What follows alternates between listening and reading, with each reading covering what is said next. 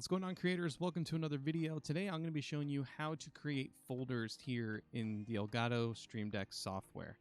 So what you're going to want to do is find any of these empty tiles and you're just going to right click, you can say create folder, give it a name, and that is it. Now what's really nice about folders is it allows you to take these tiles and expand them. So with the folder, let's see, I got 15 tiles here, right? This is the first page. We got 15 tiles. We open up this. Now I have 14 tiles because we have this one that lets us return back to the previous page. So now you have 14 tiles to work with. And what's even great about this is I can add in another folder. And again, I have 13 tiles after that.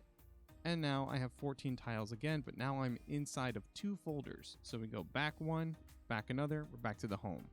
So this is what's really great about folders. It allows you, like I said, to expand all of your workspace. It allows you to expand how much you could do and keeps things organized as well. So you can have things like in this one, you can have all your stuff for your scenes.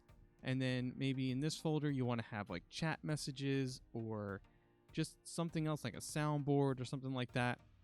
And it just makes things a lot easier to manage and just gives you more workspace. But if you found today's video helpful, be sure to go ahead and comment, like, share, and subscribe.